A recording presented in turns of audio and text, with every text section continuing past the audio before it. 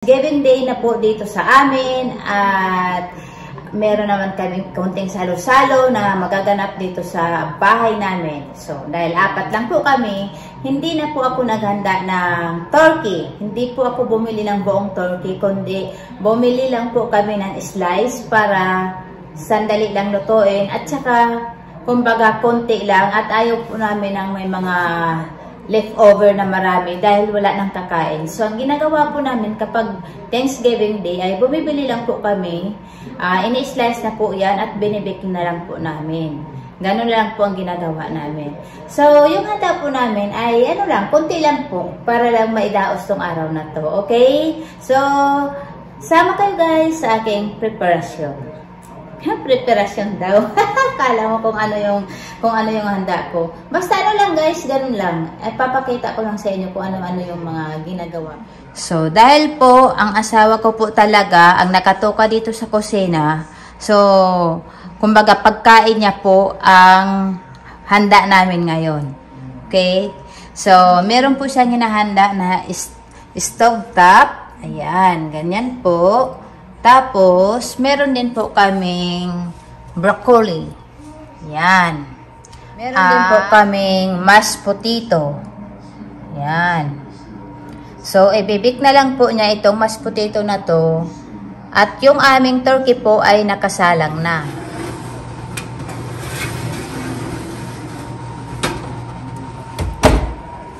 So, ayun po, nakasalang na po ang aming turkey at inaantay ko na lang po na maluto yung turkey namin dahil inuuna lang po namin kasi medyo ilang minutes din yun, siguro nasa 30 minutes. Hindi ko po alam kasi hindi po ako ang nagluluto. Ako po ay taga-basid lang po ako rito, okay? Dahil wala po akong alam dyan dahil sabi ko nga, asawa ko ang nagluluto dahil pagkain niya to. Kumbaga kami, wala kaming choice, wala kaming handa ng Filipino food, okay? So, antayin ko na lang guys, tapos isusunod ko ng isa lang yung broccoli rito at saka yung stove top. Yan ang ano ko naman, tulong sa kanya. Ako ang magluluto.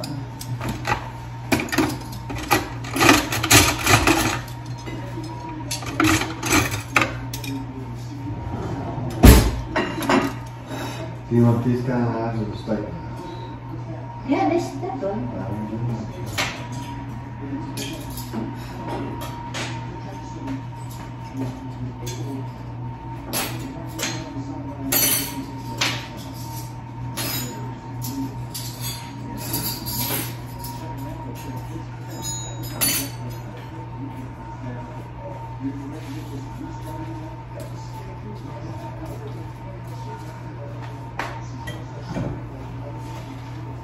This you boil, put the stuffing in, stir, take it over here, and let it sit 5 minutes. You cannot start. Not yet. How long that one? I'm going to cook it till about 4 o'clock, another half hour. But I want the broccoli done. I don't like undone broccoli. Okay. And the gravy, you boil it, and you put the mix in, then boil it. And then you simmer and stir for 1 minute after it's boiled. Yeah, you simmer for 1 minute.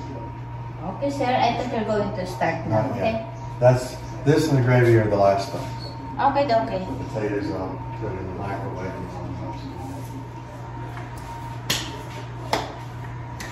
So, ayun guys, malapit na namin maluto ang aming ang aming pagkain. Ayan.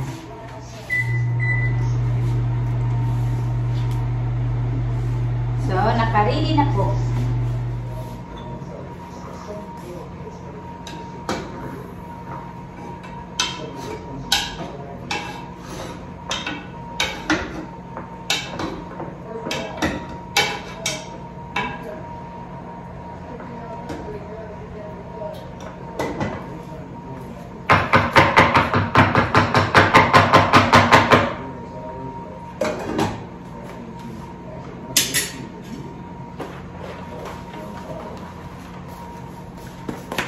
Stove top turkey. So, Masarap din to guys. Parang ito ay gawa lang din to sa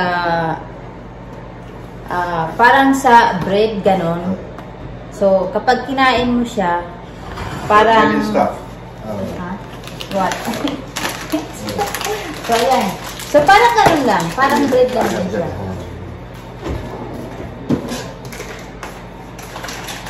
Will you turn off?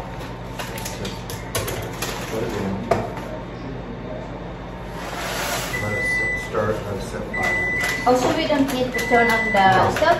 No? It's Mix it already- only? Yeah, mix. Yeah.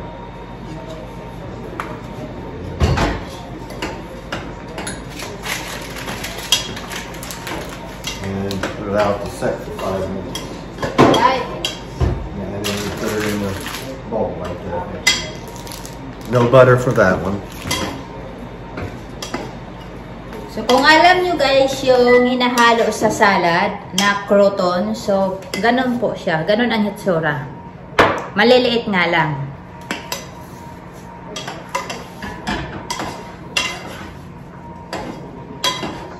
Nakakalimutan kong lutuin ito eh, kasi bihira lang ako magluto. 5 minutes.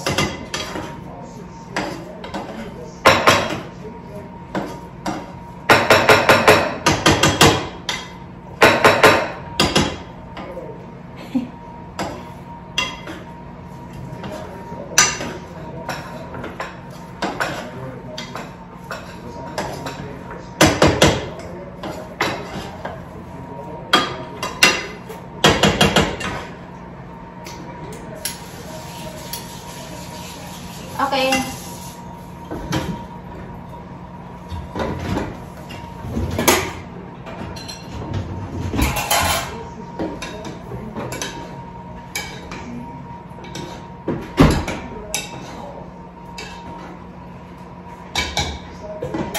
You have a timer for, Yes. you know? Okay. And it'll go off in a moment. I'm that'll keep going for a while. So, yun guys, tapos na rin kami magluto at nakaready na po yung aming pagkain dito. Okay, dahil po 4 lang po kami, so, konti lang po yung aming hinanda. Meron na kaming stovetop, broccoli, mashed potato, at saka turkey. Yung turkey po na slice na po, hindi po yung buong turkey. Dahil hindi po kami marunong magluto. At saka hassle po, okay? Hassle pa pag magluluto pa. So, ayan. Yung aming hubby ay ready na. Nauna na po siya, okay? So, tara guys!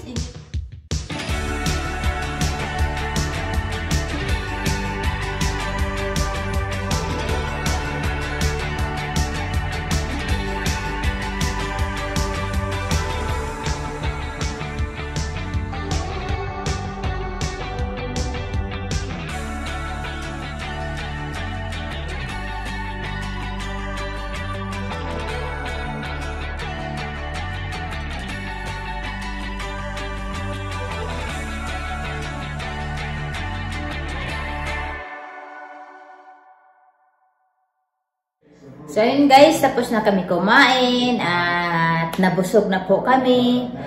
Kaya time to relax na po. Thank you po sa inyo sa pagsama nyo sa akin.